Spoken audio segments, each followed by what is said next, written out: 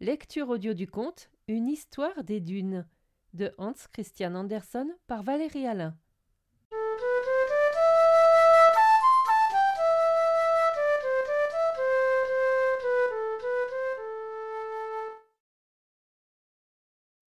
C'est une histoire des dunes du Huiland, mais elle n'y commence pas. Elle commence bien loin dans le sud, en Espagne. La mer est une route entre les deux pays. Imaginez que vous êtes là-bas, en Espagne. Il y fait chaud et c'est ravissant. Il y pousse des fleurs de grenadier d'un rouge flamboyant parmi les lauriers sombres. Des montagnes soufflent un vent vivifiant sur les jardins d'orangers et les splendides salles mauresques aux coupoles dorées et aux murs colorés. Dans les rues, les enfants vont en procession avec des lumières et des drapeaux flottants, et au-dessus d'eux, haut et clair, s'élève le ciel avec des étoiles qui scintillent. Les champs et les castagnettes résonnent, garçons et filles dansent et tournoient sous les acacias en fleurs, tandis que le mendiant, assis sur le marbre taillé, se rafraîchit avec le savoureux melon d'eau, et doucement somnole. Tout cela est comme un rêve délicieux, et s'y laisser aller, oui, c'est ce que faisaient complètement deux jeunes nouveaux mariés, qui d'ailleurs jouissaient de tous les biens de la terre, santé, bonne humeur, fortune et considération. Nous sommes aussi heureux qu'on peut l'être, disaient-ils de tout leur cœur. Ils pouvaient pourtant s'élever à un degré de bonheur encore plus haut, qui serait atteint lorsque Dieu leur aurait accordé un enfant, un fils qui leur ressemblerait d'âme et de corps. L'heureux enfant serait accueilli avec enthousiasme, et trouverait la tendresse et les soins les plus délicats, avec tout le bien-être que peuvent donner la fortune et une famille à son aise. Les jours s'écoulaient pour eux comme une fête. La vie est un don gracieux de l'amour, presque inconcevablement grand, disait la jeune femme, et cette pleine béatitude pourrait dans l'autre vie croître toujours éternellement. Je ne conçois pas cette idée. C'est qu'elle est certainement présomptueuse de la part des hommes, dit le mari. C'est au fond un prodigieux orgueil de croire que l'on vivra éternellement, qu'on sera comme Dieu. C'est le serpent qui l'a dit au surplus, et il était le maître du mensonge. Tu ne doutes pourtant pas qu'il y ait une vie après celle-ci demanda la jeune épouse. Et pour la première fois, une ombre parut troubler le royaume ensoleillé de sa pensée. La foi le promet, les prêtres le disent, dit le jeune homme. Mais précisément, dans tout mon bonheur, je sens et reconnais que c'est de la présomption, une pensée d'orgueil, d'exiger une autre vie après celle-ci, une félicité continuée. Ne nous est-il pas tant donné ici, dans cette existence, que nous pouvons et devons être satisfaits? Oui, cela nous a été donné, dit la jeune femme. Mais pour combien de milliers de gens cette vie est une épreuve? Combien sont comme jetés en ce monde à la misère, à la honte, à la maladie et au malheur? Non, s'il n'y avait pas une vie après celle-ci, tout sur cette terre serait trop inégalement partagé. Alors Dieu ne serait pas le juste.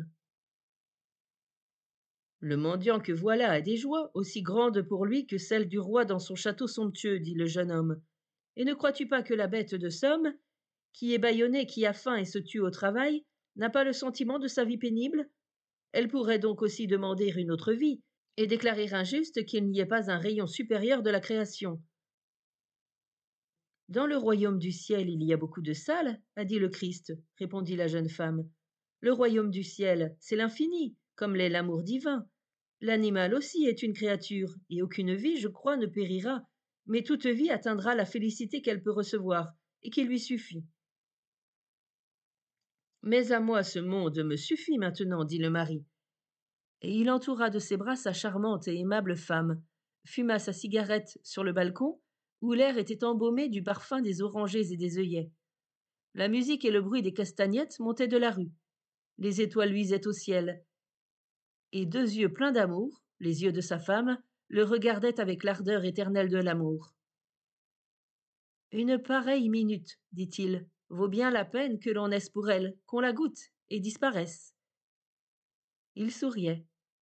Sa femme leva la main avec un doux reproche, et le nuage s'éloigna de nouveau. Ils étaient trop heureux. Et tout semblait s'arranger de manière à les combler toujours davantage d'honneur, de joie et de bien-être. Un changement survint, mais changement de lieu seulement, qui n'enleva rien à leur pleine jouissance des joies et des plaisirs de la vie. Le jeune homme fut envoyé par son roi comme agent diplomatique à la cour de Russie. C'était un poste d'honneur auquel sa naissance et ses capacités lui donnaient droit. Il avait une grande fortune. Sa jeune femme lui en avait apporté une, qui n'était pas moindre. Elle était fille du négociant le plus riche et le plus estimé. Un de ses plus grands et de ses meilleurs vaisseaux devait justement cette année-là se rendre à Stockholm. Il conduirait les chers enfants, filles et gendres, à Pétersbourg. Et l'on fit à bord des aménagements royaux, tapis moelleux pour les pieds, soies et magnificences partout. Il est une vieille chanson héroïque que tous les Danois connaissent. Elle s'appelle Le fils du roi d'Angleterre. Lui aussi navigue sur un très superbe navire, dont les ancres sont incrustées d'or rouge et les cordages moulinés de soie. On ne pouvait que songer à ce bateau-là en voyant celui d'Espagne. C'était le même luxe et la même pensée d'adieu. Dieu, faites qu'avec joie nous nous retrouvions tous. Et le vent souffla vif de la côte espagnole. Les adieux furent courts. Les jeunes gens devaient en peu de semaines atteindre le but de leur voyage. Mais dès qu'ils furent au large, le vent tomba, la mer devint unie et calme, l'eau étincelait, les étoiles du ciel étincelaient.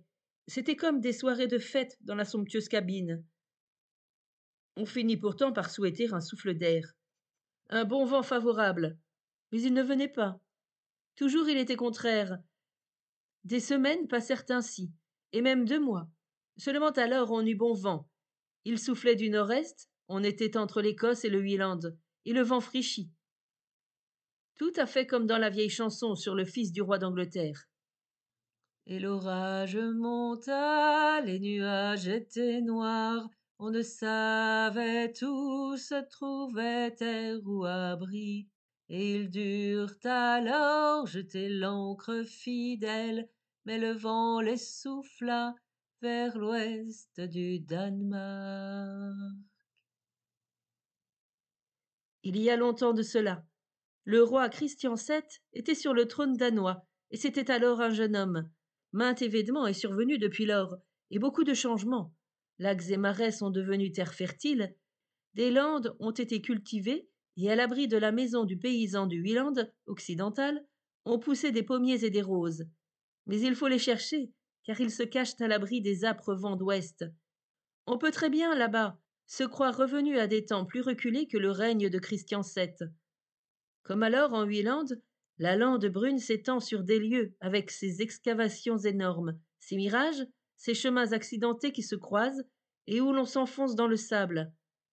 À l'ouest, où de gros ruisseaux se jettent dans les fjords, s'étendent prés et marais limités par de hautes dunes qui, telle une chaîne d'Alpes ou cimes en forme de scie, s'élèvent contre la mer, interrompues seulement par de hautes croupes d'argile dont la mer, année par année, avale de prodigieuses bouchées, en sorte que des falaises et des collines sont précipitées, comme secouées par un tremblement de terre.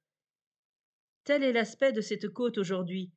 Tel il était il y a beaucoup d'années, lorsque les heureux jeunes gens naviguaient sur le superbe vaisseau. On était à la fin de septembre, un dimanche. Le temps était ensoleillé. Les voix des cloches se rejoignaient le long du fjord de Nisum, où les églises se dressent comme de colossales pierres taillées. Chacune d'elles est un morceau de roc. La mer du Nord aurait pu déferler sur elles. Elles auraient tenu. La plupart n'ont pas de tour. Les cloches sont alors suspendues à l'air libre entre 2 poutres. Le service religieux était fini. Les gens de la paroisse sortirent du temple dans le cimetière, où dans ce temps-là, comme encore aujourd'hui, il n'y avait ni arbre ni arbuste, pas une fleur plantée ni une couronne sur une tombe. Des renflements du sol indiquent où sont enterrés les morts. Une herbe dure, fouettée par le vent, pousse dans tout le cimetière. Sur une tombe, çà et là, s'élève un monument, c'est-à-dire un tronc d'arbre taillé en forme de cercueil, et qui tombe en poussière. Ce morceau de bois provient de la forêt de l'Ouest, la mer. C'est là, pour l'habitant de la côte, que poussent les poutres, les planches, les arbres taillés que le flux de la mer décharge à terre. Le vent et la brume de mer ne tardent pas à ronger ces poutres érigées sur les tombes. On en voyait une sur celle d'un enfant, et une des femmes qui sortait de l'église y dirigea ses pas. Elle s'arrêta, regarda le bout de bois à demi pourri. Un instant après, son mari la rejoignit. Ils ne dirent pas un mot. Le mari lui prit la main, et ils sortirent sur la lande brune, traversèrent la région des tourbières, et gagnèrent les dunes. Longtemps, ils marchèrent en silence. C'était un bon sermon aujourd'hui, dit le mari. Si l'on n'avait pas notre Seigneur, on n'aurait rien. Oui, répondit la femme. C'est lui qui nous envoie la joie et le chagrin. Il en a le droit. Notre petit garçon aurait eu 5 ans demain, si nous avions dû le garder. Ça ne sert à rien de te lamenter, dit le mari. Tout est bien pour lui, puisqu'il a atteint le but auquel doivent tendre nos prières. Puis, sans parler davantage, ils retournèrent vers leur maison dans les dunes. Soudain, de l'une de ces dunes, où les zoyas ne retenaient pas le sable, s'éleva comme une forte fumée. C'était un coup de vent qui faisait tournoyer en l'air le sable fin. Il survint encore un coup de vent qui fit claquer contre le mur de la maison tous les poissons mis à sécher sur des cordes, et tout redevint tranquille. Le soleil était très chaud. Mari et femme eurent bientôt quitté leurs habits du dimanche, se hâtèrent de traverser les dunes, comme d'énormes vagues brusquement arrêtées dans leur mouvement. Les tiges raides des zoyas, d'un bleu vert, donnaient quelque variété de couleurs au sable blanc. Quelques voisins arrivèrent, on s'entraida pour remonter les barques sur le sable. Le vent devint plus violent. Il était d'un froid piquant. Et lorsque les gens repassèrent les dunes, le sable et de petites pierres aux arêtes vives leur fouettèrent le visage. Les vagues soulevaient des crêtes blanches que la brise tranchait, et l'écume voletait. Le soir vint. On entendait un grondement dans l'air, qui s'enflait, criait, gémissait, comme une légion d'esprits désespérés. Cela couvrait le roulement de la terre, bien que la maison du pêcheur en fût toute proche. Le sable fouettait les vitres, et par moments venait une rafale qui semblait devoir ébranler la maison. Il faisait sombre, mais la lune devait se lever vers minuit. L'atmosphère s'éclaircit, mais la tempête sévissait de toute sa force sur la mer noirâtre. Les pêcheurs s'étaient couchés depuis longtemps, mais par un temps pareil, il ne pouvait être question de fermer l'œil. Un coup fut frappé à la fenêtre.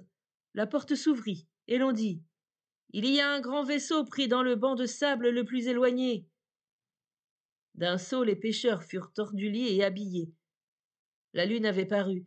Il faisait assez clair pour voir, si l'on avait pu garder les yeux ouverts dans la tempête de sable. Le vent était si fort qu'on avait bien de la peine à lui résister. Entre les coups de rafale, on dut ramper pour traverser les dunes, et dans l'air volait comme duvet de cygne l'écume salée de la mer qui déferlait sur la côte en un écroulement bouillonnant. Il fallait avoir l'œil exercé pour trouver tout de suite le vaisseau là-bas. C'était un magnifique deux-mâts.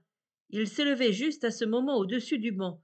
À 3 ou 4 encablures au large de la grève familière, il dériva vers la terre, donna sur le second banc de sable et y resta. Il était impossible de lui porter secours. La mer était déchaînée, frappait le vaisseau et passait par-dessus. On crut entendre des cris de détresse, des appels de mortelle angoisse. On devina une activité fébrile et vaine. Puis vint une lame qui, tel un écrasant morceau de roc, tomba sur le beaupré, qui disparut. La poupe s'éleva haut au-dessus de l'eau. 2 personnes sautèrent ensemble dans la mer. Elles disparurent, en un instant, et l'une des plus grosses vagues qui roulaient contre les dunes jeta un corps sur la plage. C'était une femme, un cadavre, pouvait-on croire. 2 des femmes la relevèrent en chancelant et crurent voir qu'elle vivait. Elle fut portée par-dessus les dunes à la maison du pêcheur. Comme elle était élégante et belle, c'était sûrement une grande dame. On la coucha dans le pauvre lit où il n'y avait pas un brin de toile, mais une couverture de laine pour s'envelopper, et c'était très chaud. La dame se ranima, mais en proie à la fièvre. Elle ne savait pas du tout ce qui était arrivé, ni où elle était, et cela valait mieux, car tout ce qu'elle aimait gisait au fond de la mer. Il en était des gens du vaisseau, comme l'a dit la chanson héroïque sur le fils du roi d'Angleterre. Et ce spectacle fut bien lamentable à voir, le vaisseau fut brisé en tout petits morceaux. Des débris, des fragments de bois échouèrent sur la grève. La dame était la seule survivante du navire. Le vent mugissait encore sur les dunes. Elle eut quelques instants de calme, mais bientôt succédèrent des douleurs et des cris. Elle ouvrit ses 2 yeux charmants, dit quelques mots, mais personne ne put la comprendre. Et alors, en échange de tout ce qu'elle avait souffert, elle tint dans ses bras un enfant nouveau-né. Il aurait dû reposer dans un lit luxueux, avec des rideaux de soie, dans sa riche maison. Il aurait dû être accueilli avec enthousiasme pour une vie parée de tous les biens de la terre. Et Dieu l'avait fait naître dans ce pauvre réduit. Il n'eut même pas un baiser de sa mère. La femme du pêcheur posa l'enfant sur le sein de sa mère, et il fut couché là sur un cœur qui ne battait plus. Elle était morte. L'enfant qui aurait dû être nourri de richesse et de bonheur était jeté dans le monde, jeté par la mer dans les dunes pour subir le sort et la vie dure du pauvre. Et toujours nous revient à l'esprit la vieille chanson. Et sur la joue du fils du roi, des pleurs coulèrent. Dieu m'assiste, voilà que je suis à Beauvière. Le vaisseau a pris mauvaise direction. Mieux vaudrait être au fief de Messire Bug. Chevalier ni garçon ne m'aurait détroussé. Le navire avait échoué un peu au sud du fjord de Nissoum, sur le rivage que Messire Bug avait dit sien. Les temps inhumains où les habitants de la côte ouest traitaient mal les naufragés, comme on disait, étaient passés depuis longtemps. On trouvait là charité et cordialité aux malheureux, comme on les rencontre de notre temps sous les plus nobles traits. La mère mourante et le pauvre enfant auraient trouvé des soins empressés n'importe où la brise aurait soufflé, mais nulle part plus dévouée que chez la pauvre femme de pêcheur qui, la veille, s'arrêtait le cœur gros devant la tombe qui renfermait son enfant. L'enfant qui aurait eu 5 ans aujourd'hui, si Dieu lui eût permis de vivre. Nul ne savait qui était la femme étrangère qui venait de mourir, ni d'où elle venait. Les débris du vaisseau et les morceaux de bois n'en disaient rien. En Espagne, dans la somptueuse maison, jamais n'arriva ni lettre ni nouvelle de la fille ou du gendre. Ils n'étaient pas parvenus à destination. De violents orages avaient sévi pendant les dernières semaines. On attendit des mois. Naufrage complet, tout le monde perdu. On connaissait cela. Et près de la dune de Ousbu, dans la maison du pêcheur, on avait maintenant un bambin. Lorsque Dieu coupe les parts de nourriture pour deux, le troisième trouve bien aussi une miette pour son repas, et tout près, dans la mer, il y a un plat de poisson pour la famille. Le petit fut appelé Jürgen. Ça doit être un enfant juif, disait-on, il est si foncé. Il peut aussi être italien ou espagnol, disait le prêtre. La femme du pêcheur trouvait que les 3 nations se valaient, et se contentait de penser que l'enfant était baptisé. L'enfant prospéra, son sang noble restait chaud, et il prit des forces malgré son maigre régime. Il grandit dans l'humble maison. La langue danoise fut sa langue, telle qu'on la parle dans le 8 langues occidentales. La graine de grenadier du terroir espagnol devint un Oya sur la côte ouest du Huiland. Voilà jusqu'où un homme peut aller. À ce foyer, il accrocha les racines que les années de sa vie prolongeaient. Il dut connaître le froid et la faim, le besoin et la misère des pauvres gens, mais aussi leur joie. L'enfance a pour chacun des sommets lumineux qui rayonnent ensuite sur toute la vie. Combien il eut de plaisir et d'amusement! Tout le bord de la mer, sur des lieux, s'étendait, plein de jeux. Une mosaïque de galets, roses comme du corail, jaunes comme l'ambre, blancs et ronds comme des œufs d'oiseaux, de toutes couleurs, et tous polis par la mer. Même la carcasse desséchée des poissons, les plantes marines séchées par le vent, le varech d'un blanc éclatant, long et mince comme des bandelettes voltigeant entre les pierres. Tout était jeu et plaisir pour les yeux et l'esprit. Et l'enfant était éveillé. Que de talents divers sommeillaient en lui. Comme il se rappelait bien les histoires et chansons qu'il entendait. Et il était adroit de ses mains. Avec des pierres et des coquilles, il construisit des bateaux et des tableaux pour orner la chambre. Il savait tailler des figures dans un bout de bois, disait sa mère adoptive. Et pourtant le gamin était encore petit. Il avait une voix délicieuse, et les airs lui venaient tout de suite aux lèvres. Il y avait en lui beaucoup de cordes tendues, qui auraient pu résonner par le monde s'il s'était trouvé placé ailleurs que dans la maison de pêcheur sur la mer du Nord. Un jour, un bateau échoua, dont s'échappa une caisse d'oignons à fleurs rares. On en prit quelques-uns que l'on jeta dans la marmite, croyant que ça se mangeait. D'autres restèrent par terre et pourrirent dans le sable. Les oignons ne purent germer et déployer l'éclat de leur couleur la splendeur qui était en eux. Jürgen aurait-il un meilleur sort? S'en fut bientôt fait des oignons à fleurs, et lui devait attendre encore des années. Jamais il n'eut l'idée, non plus qu'aucun des autres sur la côte, que la journée se passait bien solitaire et monotone, tant il y avait à faire, à entendre et à voir. La mer elle-même était un grand livre d'école. Chaque jour y ouvrait une page nouvelle. Bonasse, houle, brise, tempête. Les jours de naufrage étaient les grands jours. Le service religieux était comme une visite de fête. Mais en fait de visite, il en était une à la maison particulièrement agréable. Elle avait lieu 2 fois par an. C'était celle de l'oncle maternel, le marchand d'anguilles de Fieltring, près de Beauviergue. Il venait dans une voiture peinte en rouge, pleine d'anguilles. La voiture était fermée comme une caisse, et des tulipes bleues et blanches y étaient peintes. Elle était attelée de 2 bœufs fauves, et l'on permettait à Jürgen de les conduire. Le marchand d'anguilles avait l'esprit vif. C'était un hôte jovial. Il apportait un petit baril plein d'eau-de-vie. Chacun en recevait un petit verre, ou bien une pleine tasse à café si l'on manquait de verre. Même Jürgen, si petit qu'il fût, en avait un bon dé à coudre. C'était pour caler l'anguille grasse, disait le marchand aux anguilles, sur quoi il racontait toujours la même histoire. Et si l'on en riait, il la racontait de nouveau tout de suite aux mêmes gens. C'est ce que font tous les bavards. Et comme Jürgen, pendant sa croissance et plus tard encore, prit cette histoire pour un modèle de style, il est bon que nous l'entendions.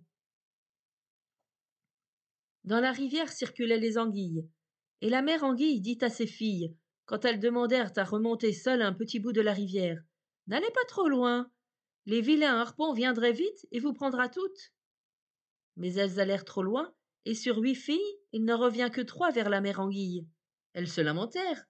Nous étions seulement allés un peu hors de la porte. Oh, la vilaine fouine est venue et a tué nos 5 sœurs.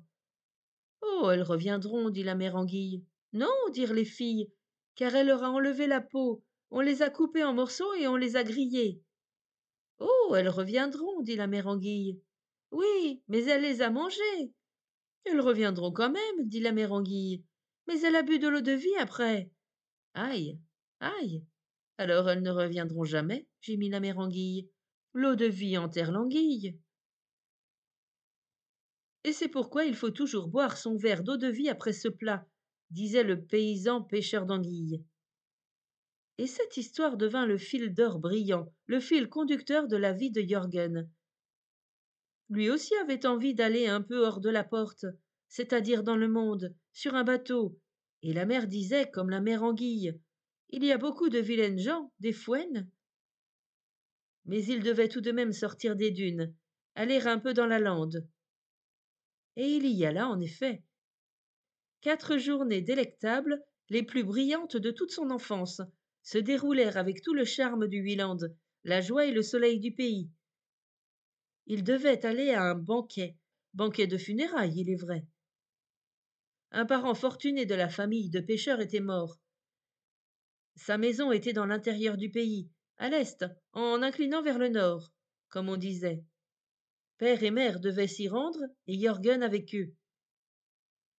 Des dunes, par-dessus landes et tourbières, ils atteignirent les prés verdoyants que traverse la rivière de Skierum, la rivière aux nombreuses anguilles, où habitait la mère anguille avec ses filles que les vilains hommes harponnaient et coupaient en morceaux. Les hommes, d'ailleurs, ne traitaient pas toujours mieux leurs propres semblables. Messire Bug, le chevalier cité dans la vieille chanson, a aussi été tué par des gens méchants, et si bon qu'il fût dit lui-même, il avait toujours voulu mettre à mort le maître d'œuvre qui lui avait bâti son château avec sa tour et ses murs épais, justement à l'endroit où vivait Jürgen avec ses parents adoptifs, et où la rivière de Skierum se jette dans le fjord de Nissum.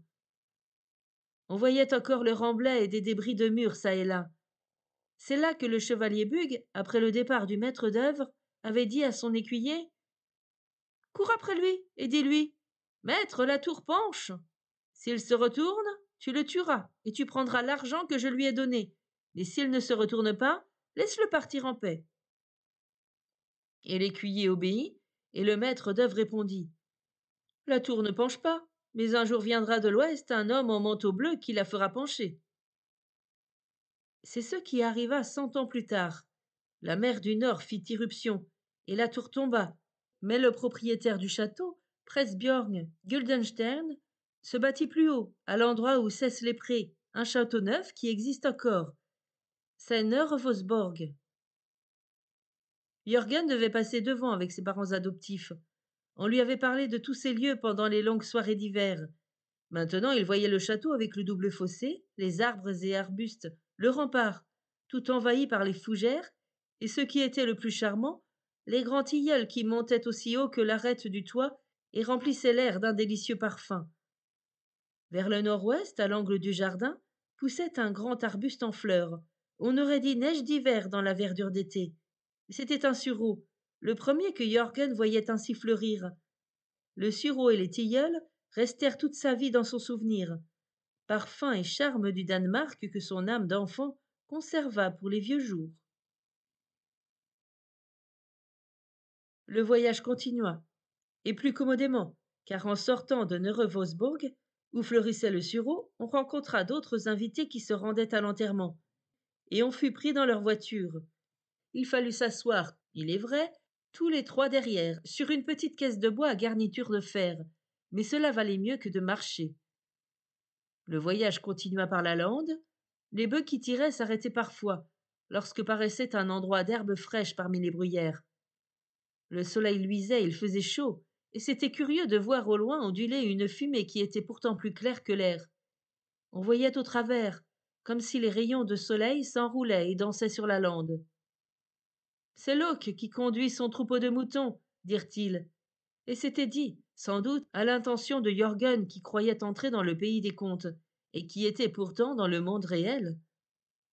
Quel silence! Vaste s'étendait la lande, comme un tapis précieux. La bruyère était en fleurs, les genévriers verts de cyprès et de jeunes pousses de chêne apparaissaient comme des bouquets dans la bruyère de la lande. C'était bien tentant de s'ébattre ici, s'il n'y avait pas eu tant de vipères.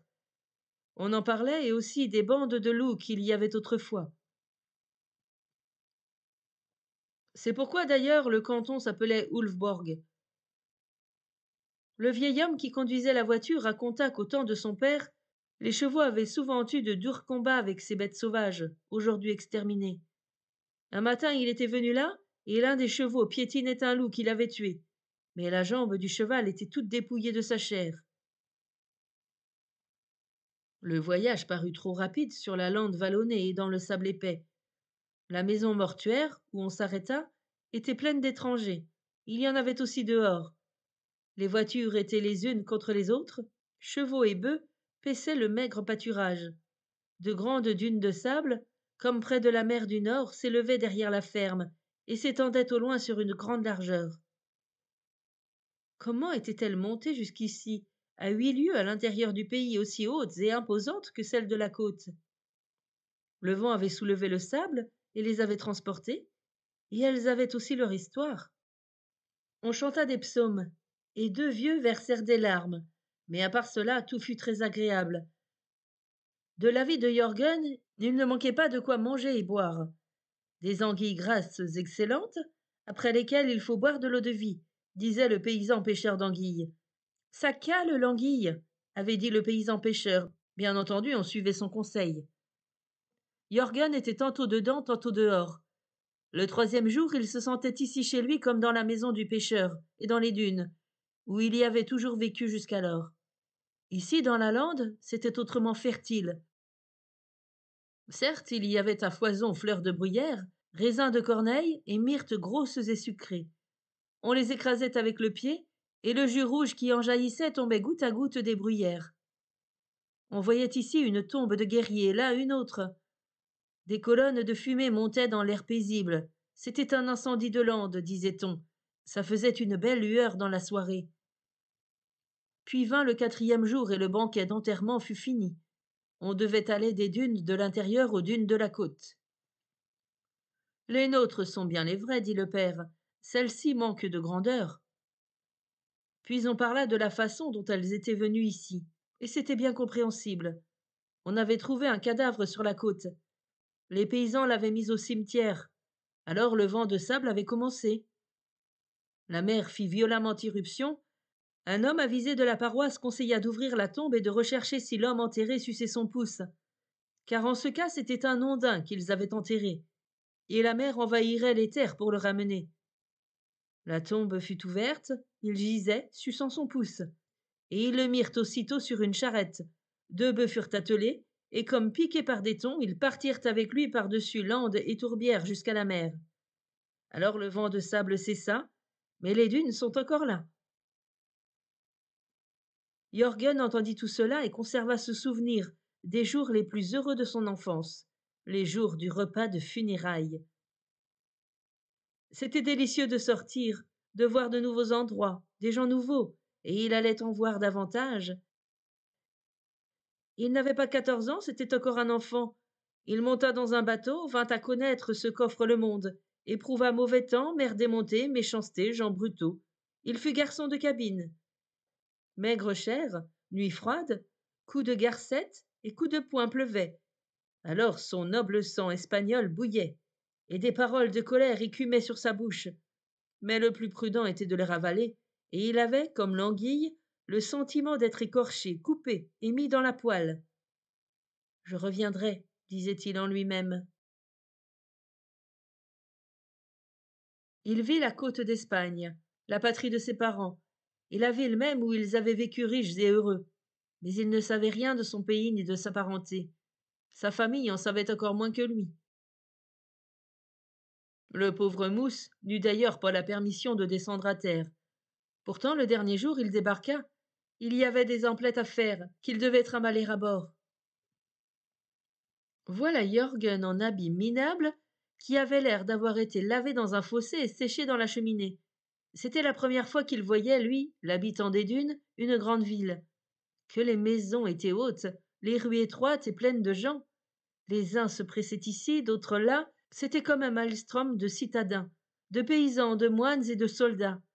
Il y avait un vacarme des cris, le son des clochettes des ânes et des mules. Les cloches d'église sonnaient aussi. On entendait des chants, des tambours, des marteaux et bien d'autres bruits, car chaque métier avait son atelier à la porte ou sur le trottoir. Et le soleil était brûlant, l'air était lourd. On pouvait se croire dans un four de boulanger plein de scarabées, de hannetons, d'abeilles et de mouches qui bourdonnaient. Jörgen ne savait où il en était. Il vit en face de lui l'imposant portail de la cathédrale. Les lumières brillaient dans la demi-obscurité des voûtes, et une odeur d'encens se répandait. Même le plus pauvre mendiant en haillons pouvait monter les marches et entrer. Le matelot que Jörgen accompagnait poursuivit son chemin à travers l'église, et Jörgen se trouva dans le lieu saint. Des images coloriées rayonnaient sur fond d'or. La Mère de Dieu avec l'enfant Jésus se tenait sur l'autel au milieu de fleurs et de lumière. Des prêtres en costume de fête chantaient, et de jolis enfants de chœur bien habillés balançaient les encensoirs d'argent. C'était une splendeur, un spectacle magnifique dont l'âme de Jörgen était pénétrée. Il en était confondu. L'Église et la foi de ses parents l'enveloppaient et éveillaient une note en son âme, qui lui faisait venir des larmes aux yeux. De l'église on alla au marché, il eut des vivres et des ustensiles de cuisine à porter. Le chemin était assez long, il se sentit fatigué et se reposa devant une grande et magnifique maison qui avait des colonnes de marbre, des statues et un large escalier. Il appuya son fardeau contre le mur. Alors arriva un portier galonné qui leva sur lui sa canne à pommeau d'argent et le chassa, lui, le petit-fils de la maison. Mais nul ne s'en doutait, lui moins que personne. Il arriva ensuite à bord, reçut des bourrades et des injures, dormit peu et travailla beaucoup. Il avait donc subi cette épreuve, et il est bon, paraît-il, de souffrir dans sa jeunesse, on le dit, oui, à condition que la vieillesse soit bonne. Le temps de son engagement était fini, le bateau était revenu au fjord de Ringsgubing et rentra chez lui à la dune de Husby, mais sa mère était morte pendant qu'il voyageait. L'hiver qui suivit fut rigoureux. Les rafales de neige volèrent sur mer et terre. On ne pouvait pas avancer. Comme tout est divers en ce monde. Un froid glacial et des tourbillons de neige ici, tandis qu'en Espagne le soleil est brûlant, même excessif. Et pourtant, par un jour clair de vrai gel, en voyant les cygnes s'envoler de la mer en grands troupeaux par-dessus le fjord de Nissum vers Noreux-Worsborg, Jürgen trouva que c'était ici qu'on respirait le mieux, et qu'il y faisait un été délicieux. Il vit par la pensée la lande fleurie, couverte de baies mûres et savoureuses. Les tilleuls et le sureau de Neureversburg étaient en fleurs. Il fallait qu'il y retournât une fois. Le printemps approchait, la pêche commença. Jürgen y aida, il avait grandi la dernière année. Il était plein d'ardeur, prompt à l'action, savait nager, nager debout, se retourner et s'ébattre dans l'eau. Souvent on l'avait averti de se méfier des bancs de maquereaux. Ils prennent le meilleur nageur, le tirent sous l'eau, le mangent, et il n'en reste rien. Mais ce ne fut pas le sort de Jürgen. Chez les voisins des dunes, il y avait un garçon, Morten, avec qui Jürgen s'entendait bien, et ils s'engagèrent tous deux sur un bateau qui allait en Norvège. Ils allèrent aussi en Hollande, et il n'y avait jamais de brouille entre eux. Mais tout peut arriver, et pour peu que l'on soit de nature vive, on a facilement des gestes un peu trop violents. C'est ce qui arriva un jour à Jürgen lorsqu'ils vinrent à se disputer à propos de rien. Ils étaient assis derrière le capot de la cabine et mangeaient dans un plat de terre posé entre eux. Jürgen, qui tenait à la main son couteau pliant, le leva sur Morten, mais aussitôt il devint blanc comme la craie, et ses yeux se troublèrent. Et Morten dit simplement: Ah, tu es de ceux qui jouent du couteau? À peine cela était-il dit que la main de Jürgen retomba. Il ne dit pas un mot, mangea et se rendit à sa besogne. Lorsqu'ils revinrent du travail, il alla trouver Morten et dit: Frappe-moi en pleine figure, je l'ai mérité. J'ai en moi comme une marmite qui bout. Allons, ne parle plus de ça, dit Morten. Et ensuite ils furent presque 2 fois plus amis. Et lorsque, au retour au Wieland dans les dunes, ils racontèrent ce qui s'était passé, cela ne fut pas oublié. Jürgen pouvait bouillir trop fort, mais c'était une honnête marmite, tout de même. On ne peut pas l'appeler Wielandais, disait Morten. Et il avait raison. Ils étaient tous deux jeunes, bien portants, de bonne taille et vigoureux. Mais Jürgen était le plus souple. En Norvège, les paysans vont au chalet de pacage et mènent pâturer le bétail sur les hauteurs.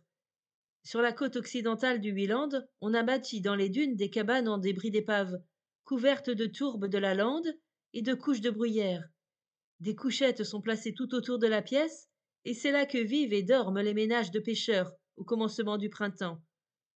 Chacun a sa fille d'amorce, comme on l'appelle, dont le rôle est d'accrocher l'appât à l'hameçon, d'accueillir les pêcheurs lorsqu'ils abordent avec de la bière chaude, et de leur donner à manger lorsqu'ils rentrent fatigués dans la cabane.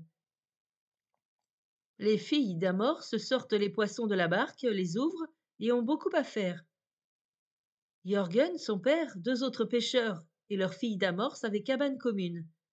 Morten habitait la cabane la plus proche. Il y avait une des filles, Else, que Jürgen avait connue toute petite. Ils s'entendaient très bien tous les deux. Leurs esprits s'accordaient sur beaucoup de points. Mais quel contraste à les voir!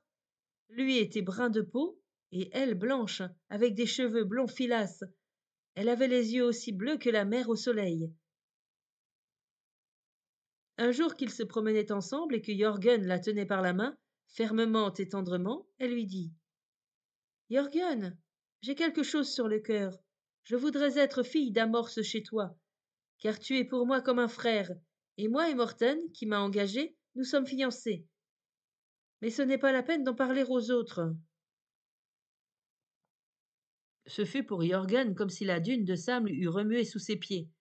Il ne dit pas un mot, mais fit signe de la tête, ce qui veut dire oui. Cela suffisait. Et il sentit soudain dans son cœur qu'il détestait Morten. Et plus il y réfléchit, jamais il n'avait pensé ainsi à Else jusqu'alors, plus il lui devint clair que Morten lui avait volé le seul être qu'il aimât, et qui était Else. Il le comprenait maintenant. Si la mer est un peu houleuse quand les pêcheurs rentrent avec leurs bateaux, regardez-les passer sur les bancs de sable. L'un des hommes se tient droit à l'avant, les autres l'observent. Ils sont assis avec les rames qu'ils manœuvrent, devant le banc, vers le dehors, jusqu'à ce qu'il leur fasse signe qu'une grande vague arrive, qui va soulever le bateau, et il est soulevé, si bien que de la terre on en voit la quille.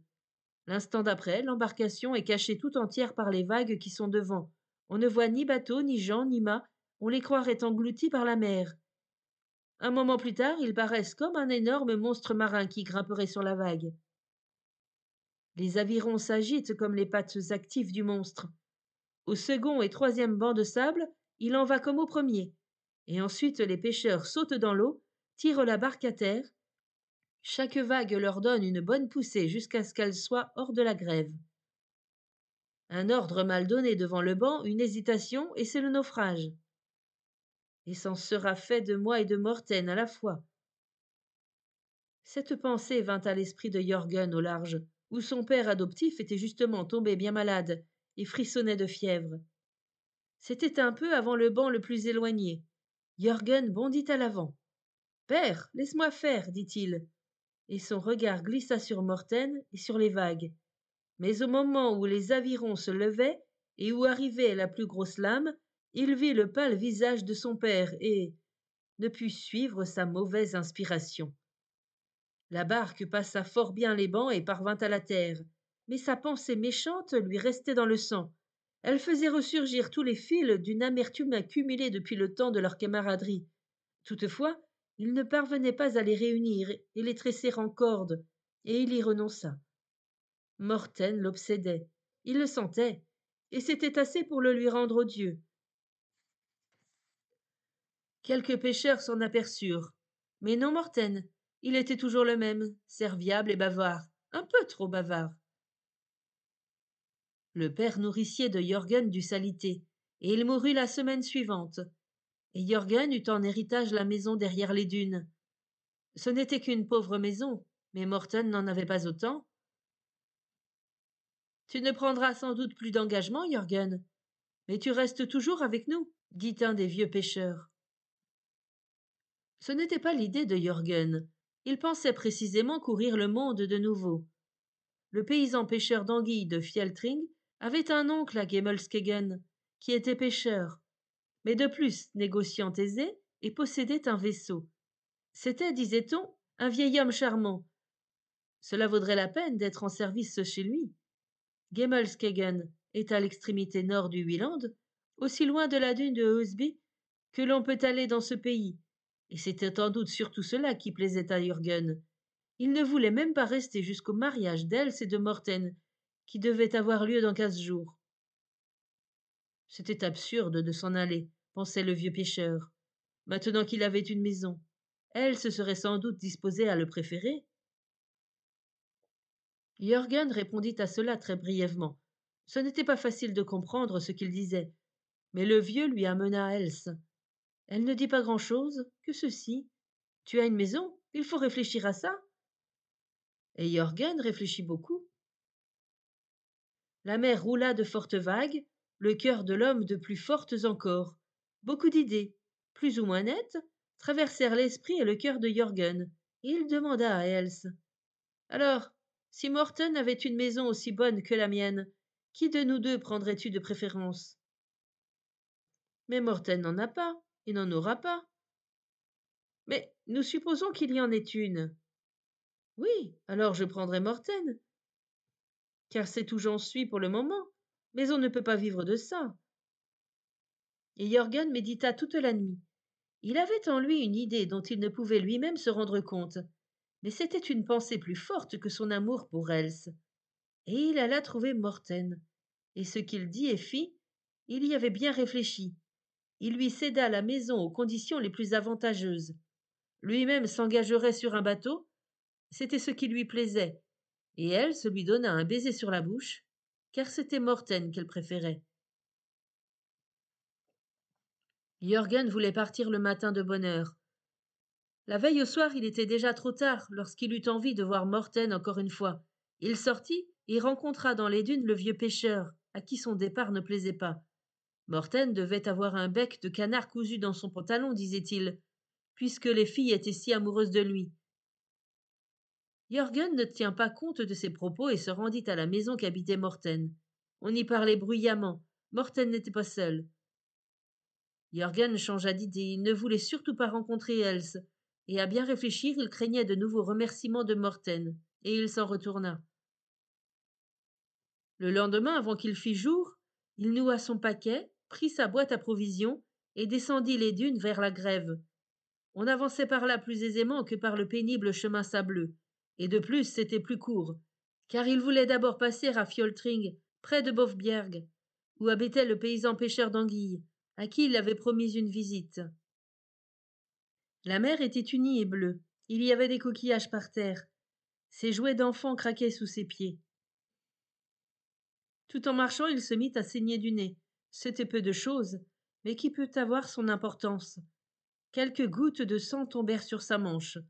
Il les lava et arrêta la saignée, et il lui sembla que cette perle de sang lui avait rendu la tête et l'esprit plus légers. Dans le sable fleurissait un peu de crambe. Il en cassa une branche qu'il mit à son chapeau. Il voulait être confiant et joyeux. Il s'en allait par le vaste monde, un peu hors de la porte, comme le voulaient les filles de l'anguille. Prenez garde aux vilaines gens qui vous écorchent, vous coupent en morceaux et vous grillent dans la poêle, se rappelait-il à lui-même, et il en riait. Il sauverait bien sa peau dans le monde. Bon courage et bonne sauvegarde. Le soleil était déjà haut lorsqu'il approcha de l'étroit goulet qui rejoint le fjord de Nisum à la mer du Nord. Il regarda en arrière et aperçut au loin 2 hommes à cheval. D'autres les suivaient, ils se dépêchaient, mais cela ne le regardait pas. Le bac était de l'autre côté du goulet. Jörgen le héla et y monta. Mais le passeur n'était encore qu'à la moitié quand arrivèrent les hommes qui s'étaient enhâtés. Ils appelèrent, ils menacèrent, et cela au nom de l'autorité publique. Jörgen ne comprenait pas ce que cela voulait dire, mais pensa que le mieux était de revenir. Il saisit lui-même un des avirons et rama vers eux. Ces gens bondirent aussitôt dans la barque, et il n'eut pas le temps de dire ouf qu'il avait les mains liées avec une corde. Ta mauvaise action te coûtera la vie, dirent-ils. Heureusement, nous t'avons pris. Ce n'était rien moins qu'un assassinat dont il était accusé. On avait trouvé Morten percé d'un coup de couteau dans le cou. Un des pêcheurs avait rencontré tard la veille au soir Jörgen qui se rendait chez Morten. Ce n'était pas la première fois que Jörgen avait levé son couteau sur Morten, on le savait.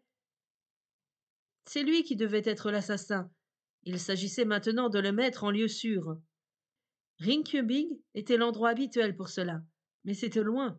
Le vent d'ouest était piquant, il ne fallait qu'une demi-heure pour traverser le fjord et gagner la rivière de Skierum, d'où l'on n'avait qu'une demi-lieue jusqu'à Norrövesborg, une maison forte avec remparts et fossés. Il y avait dans la barque un frère de l'intendant de la propriété, et il pensait qu'on leur permettrait de mettre provisoirement Jörgen dans le caveau qu'avait occupé la bohémienne, la grande Margaret, avant son exécution. On aborda juste à l'endroit où avait été autrefois le château du chevalier Bug, et par où Jörgen, avec ses parents adoptifs, avait passé pour aller au banquet, au repas de funérailles qui avait constitué les 4 journées bienheureuses, les plus lumineuses de son enfance.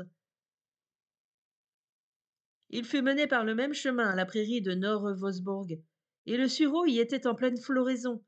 Les grands tilleuls embaumaient. Il lui semblait avoir été là la veille. Dans l'aile ouest du château, on descend sous le grand escalier, jusqu'à un caveau bas voûté. C'est de là que la grande Margaret aurait été conduite au lieu de supplice. Elle avait mangé 5 cœurs d'enfant, et croyait que, lorsqu'elle en aurait mangé 2 de plus, elle pourrait voler et se rendre invisible. Il y avait dans le mur un petit trou d'aération sans vitre. Les tilleuls odorants du dehors ne pouvaient apporter le moindre rafraîchissement. Tout était froid et moisi dans cette cave. Elle contenait seulement un grabat. Mais une bonne conscience eut un doux oreiller. Jörgen pouvait donc reposer doucement. L'épaisse porte de bois était fermée, une barre de fer la verrouillait, mais l'incube de la superstition se glisse par un trou de serrure dans le château et dans la maison du pêcheur, et surtout ici, où Jörgen songeait à la grande Margaret et à ses crimes.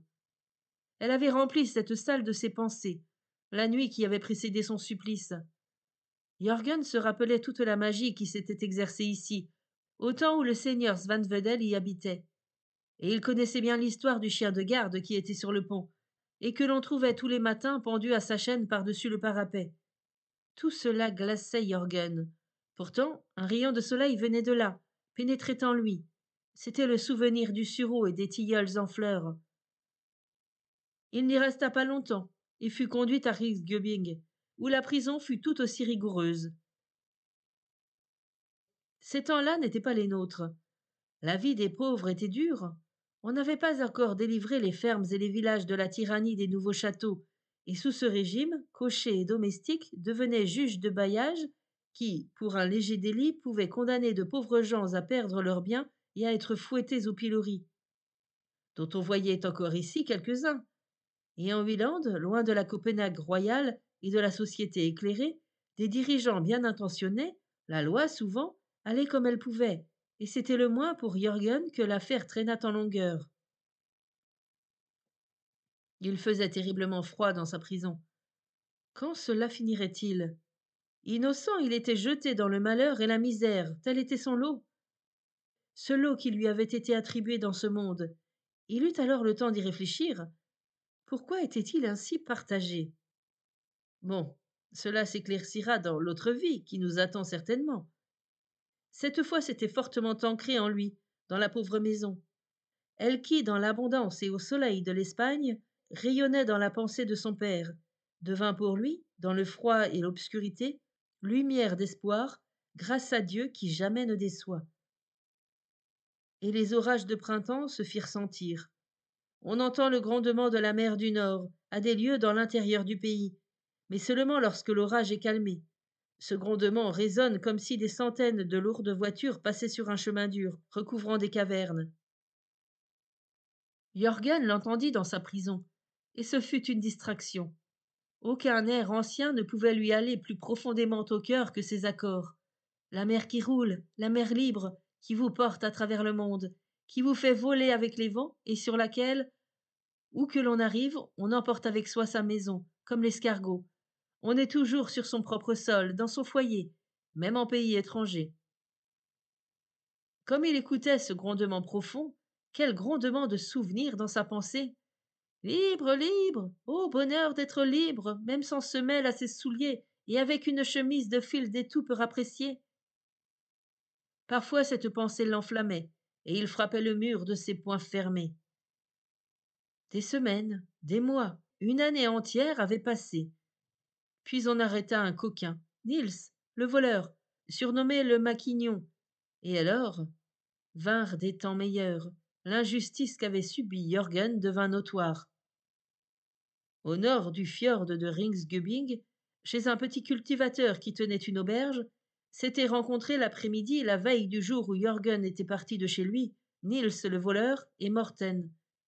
On avait bu quelques verres, qui n'étaient montés à la tête de personne, mais avaient mis un peu trop en train la volubilité de Morten. Il tint de grands discours, raconta qu'il avait acheté une maison et allait se marier. Et lorsque Niels le questionna sur l'argent de la maison, Morten, orgueilleusement, frappa sur sa poche. Il est où il doit être, répondit-il.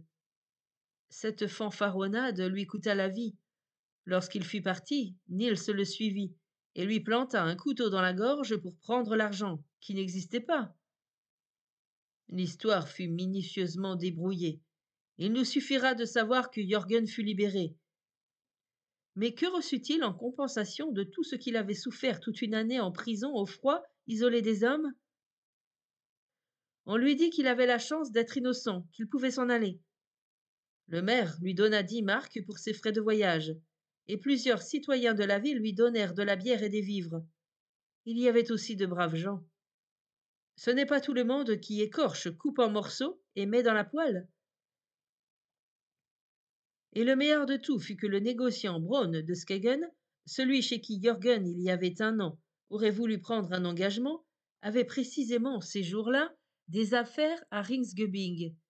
Il apprit toute l'histoire, et comme il avait du cœur, il comprit tout ce que Jürgen avait souffert et voulut lui faire un peu de bien, mieux encore lui prouver qu'il y avait de braves gens. Jürgen passait maintenant de la prison à la liberté, au royaume du ciel, à la charité, au bon sentiment. Eh bien, il allait aussi faire cette expérience. Aucune coupe de vie n'est toute absinthe. Quel brave homme pouvait l'offrir à l'un de ses semblables? À plus forte raison, Dieu, qui est toute bonté, le pourrait-il? Que tout cela soit enterré et oublié, dit le négociant Braun. Nous biffons d'un très bien épais l'année dernière. Nous brûlons l'almanach, et dans 2 jours nous partirons pour le paisible, heureux et agréable Skegen. On dit que c'est un coin perdu de ce pays. C'est un foyer avec des fenêtres ouvertes sur le vaste monde. Quel voyage ce fut! C'était respirer de nouveau, sortir de l'air froid de la prison au jour ensoleillé.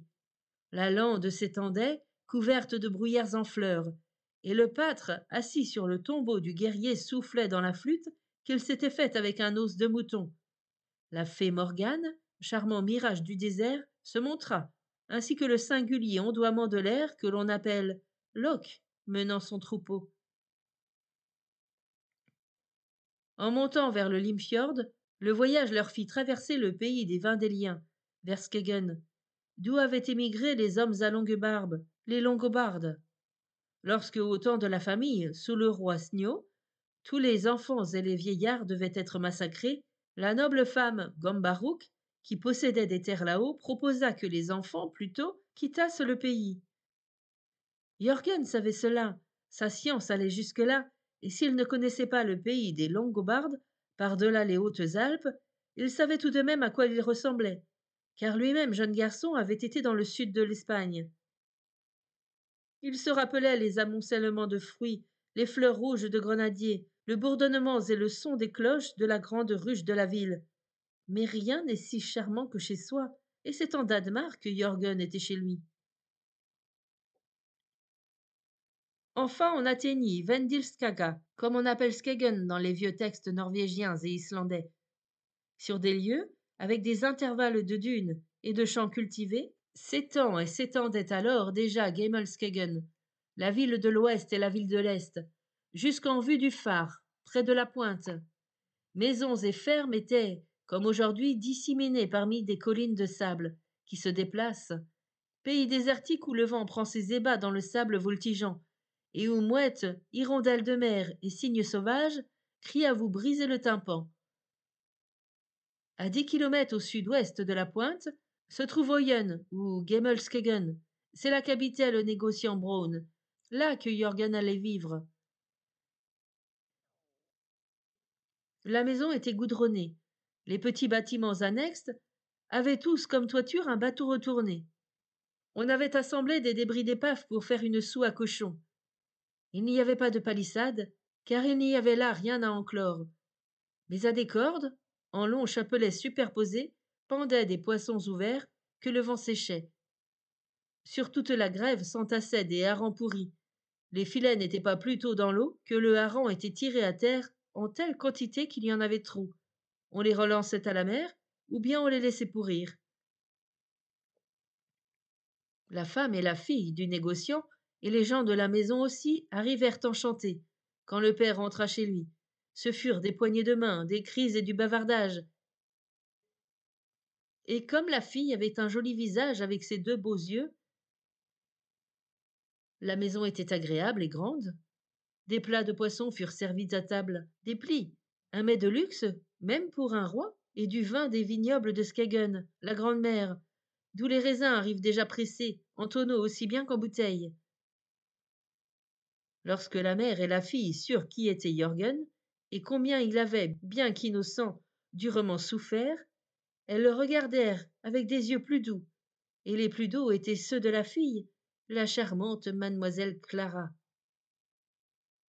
Jürgen trouva un délicieux foyer à Skegen. Cela lui faisait du bien au cœur, car il avait subi bien des épreuves, même les amertumes de l'amour, qui peuvent durcir ou attendrir. Le cœur de Jürgen était encore très tendre, il était très jeune, il y avait une place à y prendre. Aussi était-ce sûrement très heureux que mademoiselle Clara dut justement prendre le bateau dans 3 semaines pour aller voir une tante à Kristiansand, en Norvège, et y rester tout l'hiver. Le dimanche avant le départ, ils allèrent tous à l'église communier. L'église était grande et magnifique. Des Écossais et des Hollandais l'avaient construite, il y avait plusieurs siècles, à quelque distance de l'endroit où était maintenant la ville. Elle était quelque peu délabrée, et le chemin pour y monter dans le sable profond était fort pénible. Mais on supportait cela volontiers pour aller dans le temple de Dieu, chanter des psaumes et entendre un sermon. Le sable s'élevait jusque par-dessus le mur d'enceinte du cimetière, mais on préservait encore les tombes du vent de sable. C'était la plus grande église qu'il y eût au nord de Limfjord. La Vierge Marie couronnée d'or et l'enfant Jésus sur le bras semblaient vivantes au-dessus de l'autel. Les saints apôtres étaient sculptés dans le chœur, et tout en haut on voyait des portraits d'anciens bourgmesters et conseillers de Skagen, avec leurs sceaux. La chair était sculptée. Le soleil jetait des éclats de lumière sur le lustre de cuivre poli et sur le petit navire qui pendait de la voûte.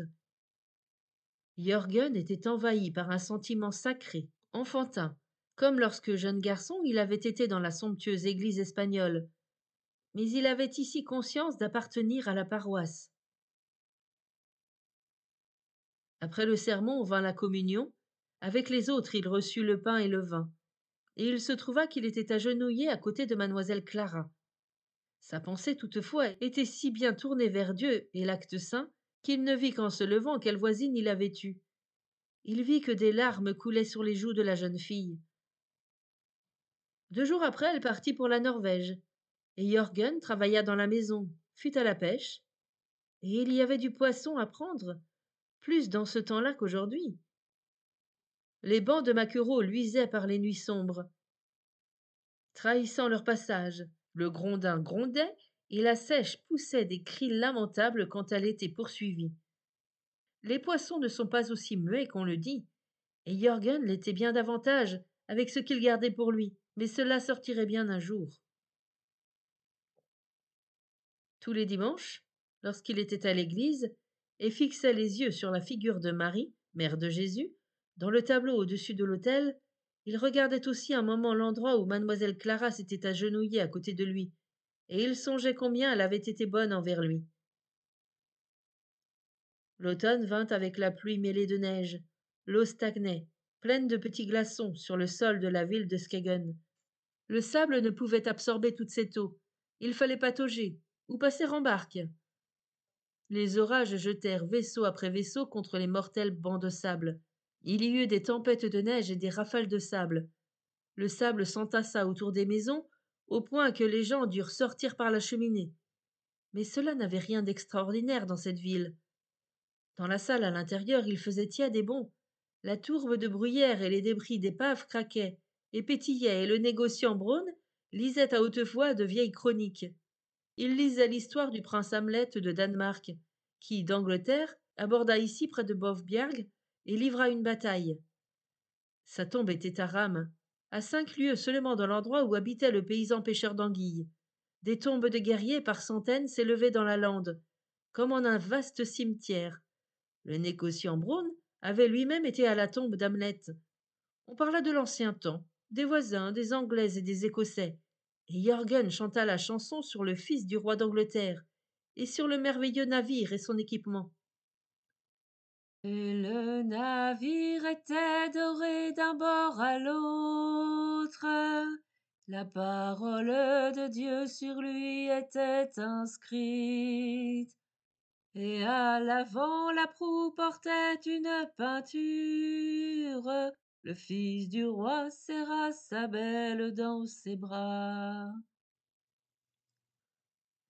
Ce distique, surtout, Jürgen le chantait avec un tel sentiment que ses yeux étincelaient. Il est vrai qu'ils étaient noirs et brillants de naissance.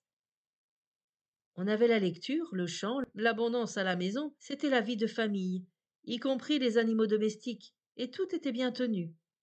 Le vaisselier luisait avec ses assiettes récurées, et au plafond étaient accrochés saucisses et jambons, des vivres divers en quantité.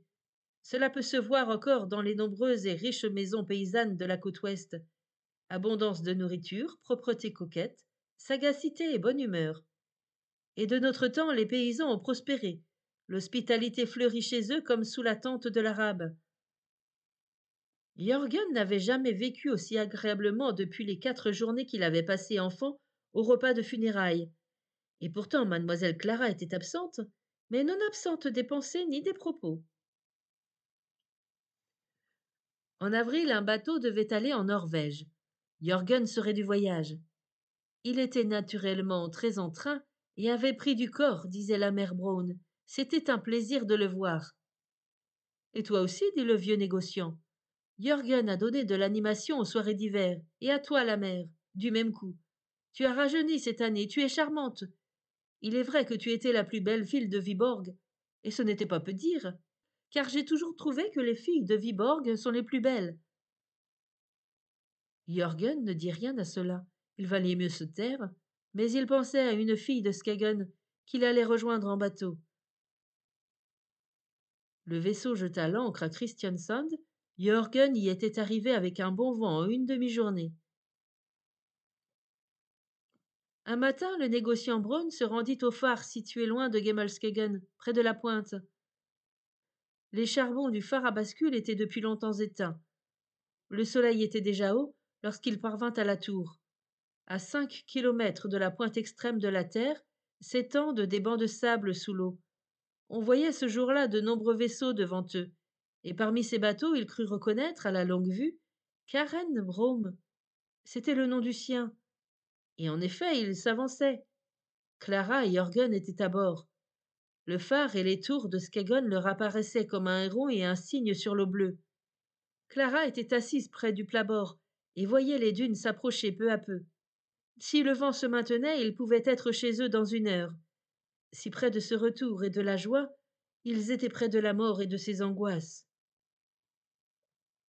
Une planche du bateau sauta, l'eau s'engouffra, on calfata et on pompa, on mit toute voile dehors, on hissa le pavillon de détresse. Le bateau était encore à 10 kilomètres. Des bateaux pêcheurs étaient en vue, mais éloignés. Le vent poussait à la côte. Le flux était favorable aussi, mais cela ne suffisait pas. Le bateau s'enfonçait. Jürgen entoura fortement Clara de son bras droit. De quel regard elle le regarda dans les yeux, lorsqu'avec elle il sauta dans la mer. Elle poussa un cri, mais elle pouvait être tranquille, il ne la lâcherait pas. Ce que dit la chanson. Et à l'avant la proue portait une peinture. Le fils du roi serra sa belle dans ses bras. Jürgen l'accomplit à l'heure de l'angoisse et du danger. Il mit alors à profit son habileté de nageur. Il put avancer avec les pieds et une main. De l'autre, il tenait solidement la jeune fille. Il se reposa sur l'eau, il battit l'eau de ses pieds, fit tous les mouvements qu'il connaissait afin d'avoir assez de force pour atteindre la terre. Il sentit qu'elle poussait un soupir. Il perçut un frisson convulsif qui la secouait tout entière. Et il la tint plus fortement. Une vague les recouvrit, un courant les souleva. L'eau était profonde et claire. Un instant, il crut voir sous lui le banc de maquereaux luisants. Ou bien c'était Léviathan lui-même qui voulait les dévorer. Les nuages jetaient de l'ombre sur l'eau, puis de nouveau brillaient les rayons du soleil. Les oiseaux, par grandes troupes, passaient au-dessus de lui en criant, et les canards sauvages qui, lourds et somnolents, se laissaient aller sur l'eau à la dérive, s'envolaient effrayés devant le nageur. Mais ses forces diminuaient, il le sentait. La terre était encore à 2 encablures. Enfin, du secours arrivait. Une barque s'approchait.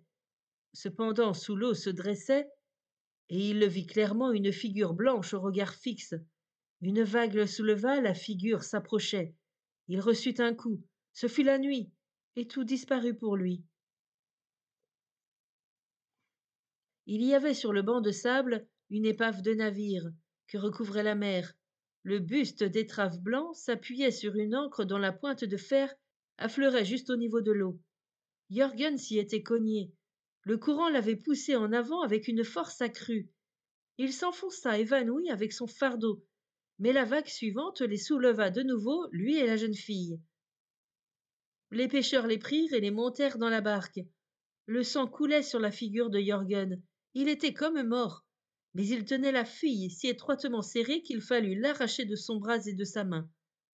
D'une pâleur mortelle, inanimée, elle était couchée tout de son long dans la barque, qui se dirigeait vers le Green de Skegen. Tous les moyens furent employés pour ramener Clara à la vie, mais elle était morte. Longtemps il avait nagé avec un cadavre, avait peiné et s'était épuisé pour une morte. Jürgen respirait encore, on le porta jusqu'à la maison la plus proche dans les dunes. Une sorte de chirurgien qui était là, et qui d'ailleurs était aussi forgeron et petit commerçant, pansa la plaie de Jürgen, en attendant qu'on amenât le lendemain le médecin de Yoring. Le cerveau du malade était atteint. Il délirait, poussait des cris furieux. Mais le troisième jour, il tomba comme en léthargie. Sa vie semblait ne tenir qu'à un fil. Et qu'elle s'éteignît, disait le médecin, était le mieux que l'on pût souhaiter à Jürgen. Prions notre Seigneur qu'il n'échappe pas. Il ne sera jamais plus un homme. Mais la vie ne le laissa pas s'échapper. Le fil ne se brisa pas. Seulement celui du souvenir se perdit. Tous les liens de l'esprit furent coupés. C'est là ce qui fut affreux. Il ne resta qu'un corps vivant, un corps qui recouvrait la santé. Jürgen demeura dans la maison du négociant Braun. Il est tombé malade pour sauver notre fille, dit le vieil homme. Il est maintenant notre fils. On appela Jürgen l'idiot. Mais ce n'était pas le mot juste. Il était comme un instrument dont les cordes sont lâches et ne peuvent plus vibrer. Un seul instant, quelques minutes, elles eurent la force des cordes tendues et résonnèrent. De vieux airs se firent entendre, quelques mesures. Des images apparurent et s'embrumèrent. Il resta de nouveau le regard fixe, sans penser. Nous croyions qu'il ne souffrait pas. Ses yeux sombres perdirent leur éclat. Ils semblaient de verre noir soufflé. Pauvre idiot de Jürgen, disait-on. C'était lui qui, dès le sein de sa mère, avait été destiné à une existence si riche et heureuse que c'était une présomption, un prodigieux orgueil de souhaiter une vie après celle-ci, et plus encore d'y croire. Toutes les grandes facultés de l'âme seraient donc inutiles? Des jours pénibles, des souffrances et des déceptions lui ont seuls été départis. C'était un oignon à fleur de luxe, arraché à son terrain fertile et jeté dans le sable pour y sécher. L'être créé à l'image de Dieu ne valait pas mieux que cela? Tout n'était et n'est qu'un jeu de hasard? Non, le Dieu de bonté universelle devait et voulait lui offrir compensation dans une autre vie pour tout ce qu'il avait souffert et ce dont il avait été privé. Le Seigneur est bon envers tous et sa miséricorde inspire tous ses actes. Ces paroles du psaume de David étaient prononcées avec foi et confiance par la femme du pieux négociant. Et elle priait en son cœur pour que notre Seigneur rappelât bientôt Jürgen, afin qu'il pût entrer dans la grâce de Dieu, la vie éternelle. Au cimetière où le sable s'amoncelait par-dessus le mur, Clara fut enterrée. Il semblait que Jürgen n'y pensât pas du tout. Cela ne rentrait pas dans le cercle de ses pensées, qui s'ouvraient seulement à des détails, épaves d'un temps antérieur. Tous les dimanches, il accompagnait la famille à l'église et restait assis tranquillement, le regard vide. Un jour, pendant le psaume, il poussa un soupir. Ses yeux s'animèrent. Ils étaient tournés vers l'autel, à l'endroit où, plus d'un an auparavant, il s'était agenouillé avec sa défunte amie, et il prononça son nom et devint blanc comme un linge. Des larmes lui coulèrent sur les joues. On le soutint pour sortir de l'église, et il dit qu'il se sentait bien. Il ne lui semblait pas qu'il eût rien su. Il ne se rappelait rien, ce malheureux, rejeté par Dieu. Et pourtant Dieu, notre Créateur, est sage et charitable, qui peut en douter? Notre cœur et notre raison le reconnaissent. Sa miséricorde inspire tous ses actes. En Espagne, où parmi les orangers et les lauriers, les coupoles mauresques dorées sont baignées de brises chaudes, où résonnent les champs et les castagnettes, un vieillard sans enfant, le négociant le plus opulent, était assis dans sa maison splendide. Dans les rues passait une procession d'enfants avec des lumières et des drapeaux flottants. Combien de ces richesses n'aurait pas donné le vieillard pour avoir ses enfants, sa fille ou les enfants de sa fille, qui peut-être n'avaient jamais vu la lumière du jour? Et comment, alors, aurait-il vu celle de l'éternité du paradis? Pauvre enfant! Oui, pauvre enfant! Précisément enfant, bien qu'il eût plus de 30 ans, Jürgen était parvenu à cet âge à Gemmelskegen.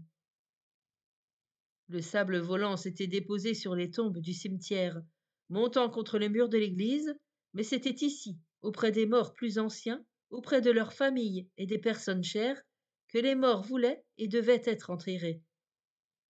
Le négociant Braun et sa femme reposaient ici auprès de leurs enfants sous le sable blanc. On était au commencement de l'année, l'époque des orages. Les dunes fumaient, la mer soulevait de hautes vagues. Les oiseaux, par grandes troupes, comme des nuages dans la tempête, passaient en flèche au-dessus des dunes en criant. Les naufrages se multipliaient sur les bancs de sable de la pointe de Skegen à la dune de Husby. Un après-midi, Jürgen était seul, assis au salon. Une lueur éclaira son esprit. Il éprouva cette inquiétude qui, souvent, en sa jeunesse, le poussait vers les dunes et vers la lande. À la maison, au foyer, dit-il. Personne ne l'entendit. Il sortit de la maison, alla aux dunes. Les sables et les petites pierres lui fouettaient la figure, tourbillonnaient autour de lui. Il se dirigea vers l'église. Le sable montait contre le mur et recouvrait à demi les fenêtres, mais on avait déblayé l'allée d'entrée. La porte de l'église n'était pas fermée à clé et s'ouvrait facilement. Jürgen entra. Le vent soufflait en sifflant sur la ville de Skagen. C'était un ouragan tel qu'on ne se rappelait pas le pareil. Un temps épouvantable. Et tandis qu'il faisait nuit noire dehors, en Jürgen brillait la lumière de l'âme qui ne s'éteindra jamais. La lourde pierre qu'il avait dans la tête, lui semblait-il, sauta comme par explosion. Il crut que l'orgue jouait, mais c'était la tempête et le grondement de la mer. Il s'assit sur une chaise, et les lumières s'allumèrent l'une contre l'autre, avec une profusion qu'il n'avait jamais vue qu'en Espagne, et tous les portraits d'anciens conseillers et bourgmestres s'animèrent, sortirent du mur, où ils étaient restés tant d'années, et s'assirent dans le chœur. Le portail et les portes de l'église s'ouvrirent, et tous les morts entrèrent en costume de fête de leur temps, au son d'une belle musique, et s'assirent sur les chaises. Alors le chant des psaumes gronda comme une mer furieuse, et ses vieux parents adoptifs de la dune de Husby étaient là, et le vieux négociant Braun et sa femme, et auprès, tout à côté de Jürgen, était assise leur douce, aimable fille. Elle tendit la main à Jürgen, et ils montèrent vers l'autel, à la place où ils s'étaient agenouillés autrefois. Le prêtre unit leurs mains et les voua à une vie d'amour. Puis les trompettes retentirent étrangement, comme une voix d'enfant, pleine de désir et d'attente. Leur éclat s'enfla en son d'orgue jusqu'à une tempête d'accords sublimes, délicieux à entendre, et pourtant d'une force à faire sauter les pierres des tombes. Et le navire suspendu dans le chœur descendit devant le couple, et devint très grand et magnifique, avec des voiles de soie et des vergues dorées. Les ancres étaient d'or rouge, et chaque corde tressée de soie, comme le disait la vieille chanson. Et les mariés montèrent à bord, accompagnés de toute la paroisse, et il y avait place et magnificence pour tout le monde. Les murs et les voûtes de l'église fleurirent comme le sureau et les tilleuls odorants, branches et feuilles s'agitaient doucement. Ils s'abaissèrent, s'écartèrent, le navire se souleva, et avec eux navigua sur la mer. Et dans l'air, chaque lumière de l'église fut une petite étoile, et les vents entonnèrent un psaume, que tout le monde chanta. Par amour à la splendeur, aucune vie ne sera damnée. Joie bienheureuse, Alléluia. Ces mots furent aussi les derniers que prononça Jürgen en ce monde. Le lien qui retenait son âme immortelle se rompit. Dans l'église sombre sur laquelle l'orage grondait et faisait tourbillonner une poussière de sable, ne gisait plus qu'un corps mort.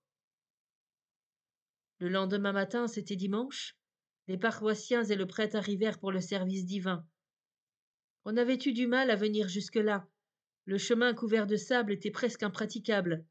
Et maintenant qu'on était arrivé, un grand amas de sable mouvant s'était accumulé haut contre la porte de l'église. Le prêtre lut une courte prière, dit que Dieu avait fermé la porte de son temple. Il fallait s'en aller et lui en élever un autre. Puis on chanta un psaume et chacun rentra chez lui. Jürgen resta introuvable dans la ville de Skagen et dans les dunes où on le chercha. Les grosses vagues remontant les sables l'avaient emporté, dit-on. Son corps était enterré dans le plus grand sarcophage, dans l'église même. Dieu, dans l'orage, avait jeté la terre sur le cercueil. La lourde couche de sable était là, et y est encore. Le vent de sable a recouvert les voûtes majestueuses. Des argousiers et des rosiers sauvages poussent au-dessus de l'église, et le voyageur, aujourd'hui, se rend à la tour qui émerge du sable, comme une imposante pierre tombale, que l'on voit à des lieues. Aucun roi n'en a de plus splendide. Nul ne trouble le repos du mort, et nul jusqu'ici n'a su qu'il était là. C'est la tempête dans les dunes qui m'a raconté son histoire.